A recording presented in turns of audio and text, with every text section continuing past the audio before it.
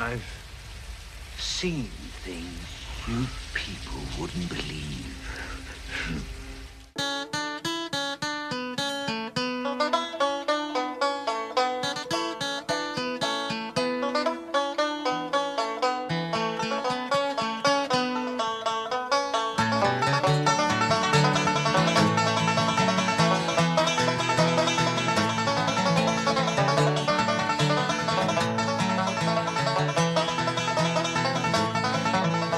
Vous écoutez Parlons Travelling et Gros Plan, une émission entièrement consacrée au cinéma sur Radio B et diffusée tous les premiers jeudis du mois à 7h30, 8h30 et 12h30. Je vous parle solidarité avec les étudiants et les ouvriers et vous me parlez Travelling et Gros Plan. Bonjour à tous. La rentrée a commencé tristement avec la mort de Jean-Paul Belmondo mercredi 6 septembre 2021. La nouvelle fut brutale car il était sans doute le plus sympathique et populaire des derniers grands monuments du cinéma français. Il a incarné à merveille 3 grands types de rôles. Le comique fantasque, une sorte de Vittorio Gassman en plus rigolo, le dur à cuire, flic, voyou ou arnaqueur, un Lino Ventura en plus sympathique, et le héros aventurier, un mélange d'Indiana Jones, d'Artagnan et James Bond en plus bouillonnant. Alors bien sûr, il a également interprété beaucoup d'autres types de rôles de façon tout aussi convaincante, mais ce sont vraiment ces 3 caractères-là qui se sont toujours entremêlés dans sa filmographie et qui en constituent les fils rouges, car ce sont ceux qui correspondent le plus à sa personnalité profonde. Car comme dirait Arte, c'était quoi Belmondo dans la vraie vie ? 3 choses à savoir. Ce n'était pas vraiment un cérébral torturé, comme il le disait lui-même.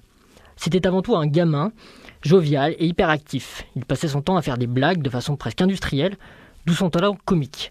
Ensuite, c'était un sportif, athlétique, avec du caractère et goût du risque. Il a fait de la boxe et même envisagé d'en faire sa carrière, d'où sa crédibilité dans les rôles de dur. Enfin, il s'est formé au théâtre. Il ne rêvait pas de cinéma, mais de la comédie française, d'où son côté grandiloquent et cabotin. Sociologiquement, c'était un mélange de bourgeoisie et de populaire. Issu d'une famille artiste de Saint-Germain-des-Prés, il était aussi à l'aise sur les rings que dans les bars miteux, que sur les scènes luxuriantes des théâtres. Il agrégait tout ça comme Jean Gabin. Mais à la différence de celui-ci, il ne réussira pas à franchir le cap de la vieillesse sur les écrans. Celui de la maturité, oui, et avec énormément de succès dans les années 70-80, mais pas celui des cheveux blancs, contrairement à Gabin qui a complètement relancé sa carrière au milieu des années 50. Il faut croire que pour le public et les réalisateurs, il devait rester éternellement le jeune homme décontracté ou le cascadeur inarrêtable. Où et quand on reconnaît le vrai Belmondo ? Est-ce que c'est sur l'écran ou plutôt en profondeur ? Mais je sais pas, non, sur l'écran, vous savez, souvent les gens vous identifient à ce qu'on est sur l'écran, on s'imagine. C'est-à-dire, moi j'ai joué pas mal de dur, disons, ou de rigolo, alors les gens ont plutôt tendance, quand ils me voient dans la rue, à me taper sur l'épaule et rigoler avec moi. Mais disons que si j'avais débuté par Léon Morin-Prêtre, par exemple, et que Léon Morin-Prêtre ait fait un gros succès, peut-être l'attitude des gens aurait changé. Mais tels que sont les gens avec moi, je trouve ça très bien. Et ce que je suis vraiment, je crois qu'il n'y a que moi qui le sais, mais je le garde pour moi. Et qu'est-ce que vous êtes ?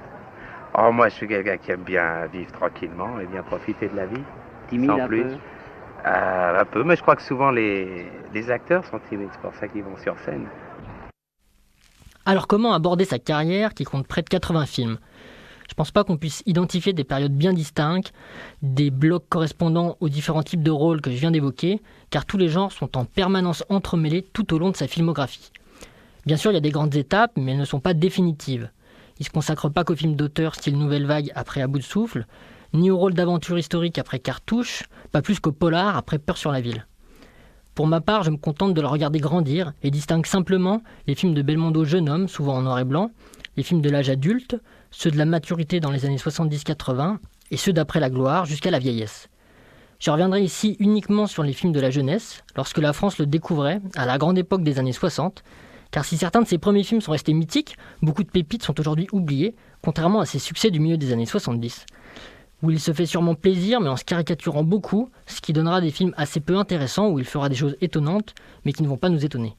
On remonte donc le temps du côté de Saint-Germain-des-Prés pour retrouver le jeune prodige à l'époque de la cigarette dans les bars et du jazz. Si vous n'aimez pas la mer, si vous n'aimez pas la montagne, si vous n'aimez pas la ville, allez vous faire foutre. Comme chacun sait, il explose très vite au cinéma avec La bombe à bout de souffle de Jean-Luc Godard. Le film qui, avec les 400 coups de Truffaut, marquera la consécration de la nouvelle vague. Il porte donc sur ses épaules, avec Jean-Pierre Léaud, la reconnaissance du plus célèbre mouvement artistique de l'histoire du cinéma. Rien que ça. Mais il faut savoir qu'avant ça, il a tout de même déjà tourné dans 7 films, de 1957 à 1959, dans des seconds rôles plus ou moins importants. Un début de carrière à ne pas négliger, puisqu'il s'y frotte avec d'autres jeunes pousses concurrents comme Jean-Pierre Cassel, Laurent Terzieff et surtout Alain Delon, j'y reviendrai. Mais aussi avec Bourvil, Arletty, Romy Schneider. Il se retrouve au passage sous la direction de 2 grands cinéastes, Marcel Carné et Claude Chabrol. C'est ce dernier qui va lui donner son premier rôle important avec À double tour en 59, juste avant Godard. Un film à voir car sa présence est déjà éblouissante. L'autre grand cinéaste qui lui donne sa chance avant le succès d'À bout de souffle, c'est Claude Sautet avec Classe tout risque.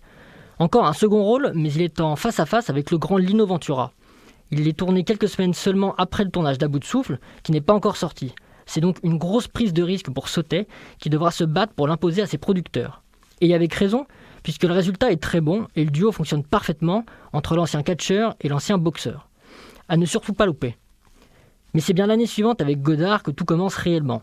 À bout de souffle, c'est la rencontre magique entre un acteur fou et farfelu et un réalisateur libre et inventif. Le combo gagnant entre l'inventivité intellectuelle d'un côté et physique de l'autre. Belmondo avait besoin qu'on le laisse improviser pour être vraiment lui-même, et Godard avait besoin de ce trublion pour créer une œuvre originale en se laissant aller dans l'improvisation totale. Ils se sont donc rendus possibles l'un l'autre. Pourquoi tu veux pas recoucher avec moi? Parce que je voudrais savoir. Il y a quelque chose chez vous que j'aime, mais je ne sais pas quoi. Je voudrais construire Roméo et Juliette. Oh là là, c'est bien des idées de filles, ça. Tu vois, tu disais hier soir dans la voiture, tu pouvais pas te passer de moi. Tu peux très bien. Roméo pouvait pas se passer de Juliette, mais toi, tu peux. Non, je ne peux pas me passer de toi. Oh là là, ça c'est bien les idées des garçons. Souris-moi. Bon, je compte jusqu'à 8. Si à 8, tu ne m'as pas souri, je t'étrangle.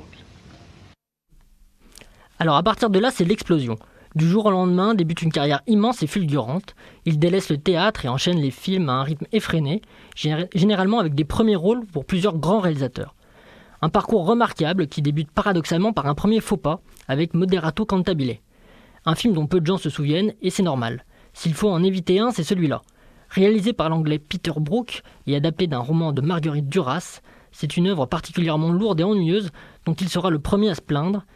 Dans son autobiographie, il n'y va d'ailleurs pas de main morte, je cite « Jamais tournage ne m'a autant accablé. Moderato Cantabile me semblait encore plus chiant que l'ensemble du corps professoral français qui avait essayé de gâcher mon enfance. Le plateau était engoncé dans un intellectualisme ridicule. » Ça a le mérite d'être clair, et au vu du résultat, on ne peut pas lui donner tort. Mais il se rattrape vite avec les distractions de Paul Frappier, un curieux long métrage où il campe un journaliste chargé de couvrir la fuite d'un homme ayant renversé un policier. Joué par Claude Brasseur, ce criminel se trouve être un de ses amis d'enfance. Il va alors se mettre en tête de l'aider à fuir en Espagne, mais trop intéressé par les femmes qu'il drague en ville, il perdra de vue son réfugié qui finira mal. C'est ensuite en Italie qu'il trouvera ses autres premiers grands rôles. Comme Blier, Ventura, Delon, Trintignant, Piccoli ou Depardieu, il participe lui aussi brillamment à l'âge d'or de ce cinéma, qui était peut-être à ce moment-là le plus grand du monde. Avec pour commencer 3 films d'immenses cinéastes, La Ciociara de De Sica, La Novice de Latuada et Le Mauvais Chemin de Bolognini. Tous passionnants. Mais je conseille en particulier le Bolognini avec Claudia Cardinal, où il incarne un fils de paysan qui se compromet dans un bordel. Et le De Sica avec Sophia Loren, un film choc où il joue un intellectuel communiste à lunettes. Un contre-emploi aussi étonnant que le fameux Léon Morin prêtre de Melville, auquel il participe juste après, en incarnant un personnage des plus sérieux. Celui-ci est à voir pour la curiosité, mais est un peu trop bavard et statique à mes yeux. De sa trilogie avec Melville, je retiendrai plutôt le 3e, L'aîné des fers chauds, sorti en 1963. Celui-ci débute par une belle scène de boxe à la Raging Bull, qui nous donne une bonne idée de ce qu'a pu être à l'époque l'acteur quand il combattait lui-même. On le suit après dans une grande virée en voiture de New York à la Nouvelle-Orléans, où il assiste et se confronte au patriarche Charles Vanel, sur lequel il prendra progressivement l'ascendant. Sur la route, il rencontrera brièvement la belle italienne Stefania Sandrelli, en autostoppeuse, qui tombera sous son charme. On pourra d'ailleurs le suivre dans une autre escapade américaine 6 ans plus tard, avec Annie Girardot cette fois-ci, dans le beau film de Claude Lelouch, Un homme qui me plaît. Il y joue notamment à l'Indien et au cow-boy en voiture, dans une drôle de séquence fantasmée. On l'aperçoit aussi au bras d'Ursula Andress, sa compagne de l'époque. C'est presque un film américain pour celui qui ne tentera pas d'y faire carrière, car moins doué en anglais qu'en italien. En attendant, en 61, il retrouve Godard avec Une femme est une femme, aujourd'hui oublié et écrasé entre À bout de souffle et Pierrot le fou. Il forme pourtant un duo idéal avec Jean-Claude Brialy, tournant autour d'Anna Karina. C'est une petite merveille d'inventivité et de fantaisie digne d'un Jacques Demy. Il retrouvera aussi Brialy dans La chasse à l'homme d'Édouard Molinaro, une comédie très amusante avec une scène hilarante entre Bernard Blier et Claude Rich. Ça s'est terminé comment? Après la tarte à sa bergère, le gars aurait bien continué à jouer les hommes. Mitch a bloqué la première pêche et lui a dit « Tu viens de briller, gâche pas tes cartes. » Et son mari n'a rien dit? Oh, tu sais, quand les types de 130 kilos disent certaines choses, ceux de 60 kilos les écoutent. Durant ses jeunes années, de 61 à 65, il tourne aussi dans une série de thrillers dépaysants, mais un peu passés aux oubliettes. Par exemple, dans Un nommé Larocca de Jean Becker, il joue un gangster rangé des voitures qui tire plus vite que son ombre et prend la tête d'un établissement de malfrats pour aider un ami en prison. Mais à mi-parcours, l'histoire vire au film de prison puisqu'il se retrouve lui-même enfermé avec son ami. Pour sortir plus vite, ils accepteront de participer à une mission de déminage qui donnera lieu à des scènes angoissantes où on les voit déterrer minutieusement les bombes au milieu d'un paysage désertique, tandis que leurs compagnons se font exploser les uns après les autres.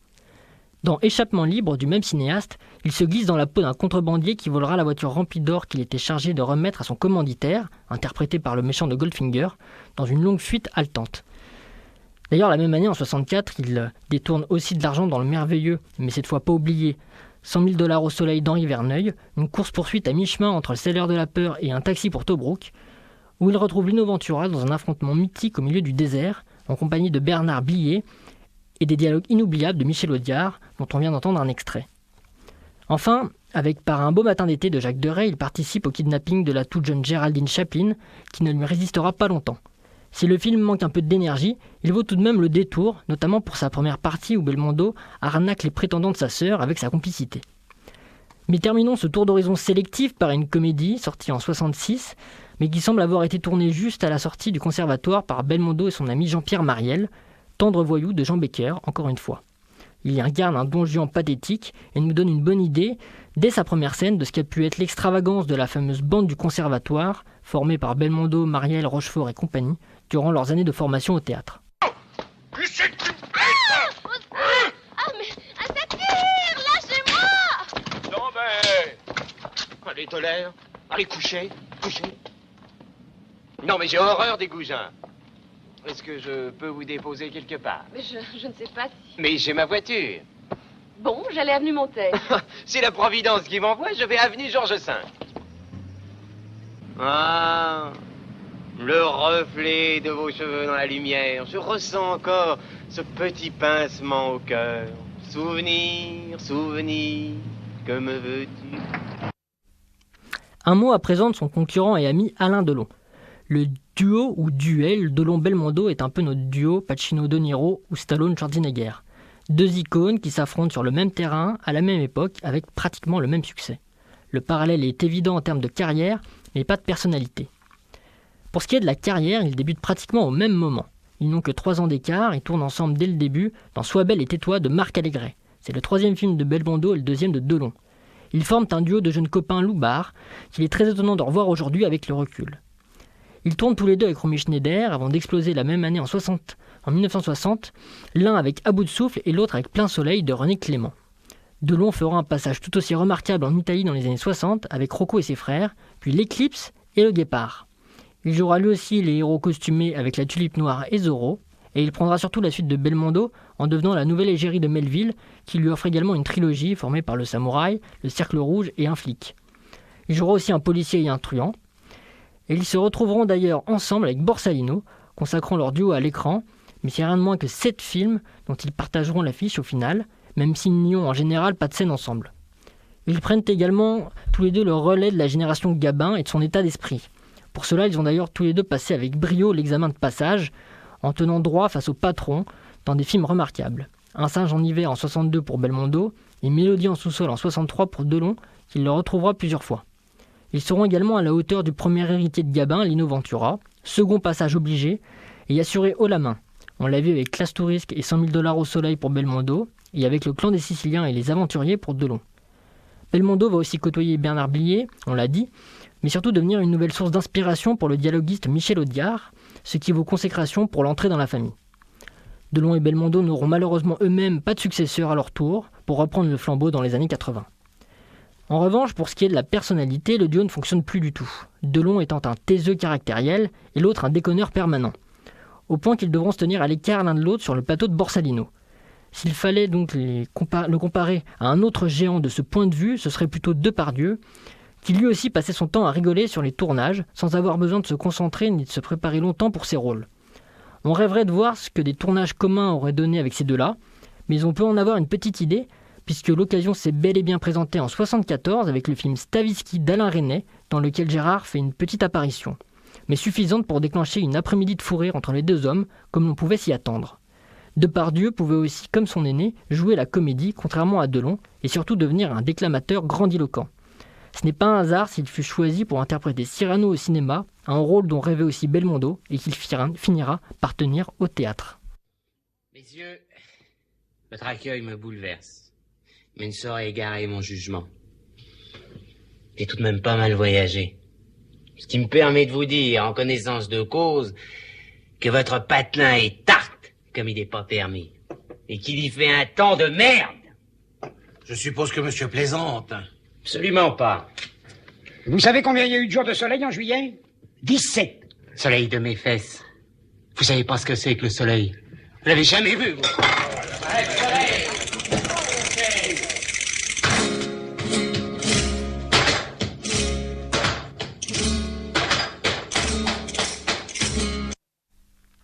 Voilà, cette émission touche à sa fin. Je pense qu'il était important de rendre hommage une nouvelle fois à cet immense acteur.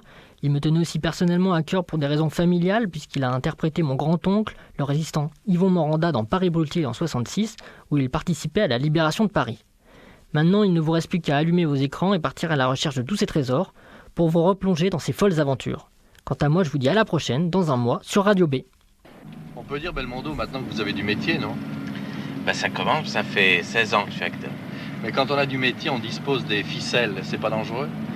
Oh non, parce que je crois que les ficelles, c'est une chose qu'on peut avoir au bout de 6 mois. Donc si on veut s'en servir, c'est pas... Les acteurs qui se servent des ficelles, c'est pas parce qu'ils jouent depuis X années qu'ils ont beaucoup de métiers. Je crois que c'est parce qu'il n'y a pas de tempérament au départ ou de... Alors c'est tout de suite la ficelle. C'est comme en boxe, les boxeurs ils accrochent dès le départ. C'est pas parce qu'ils ont 70 combats qu'ils accrochent, mais ils sont accrochés tout de suite. Thank you.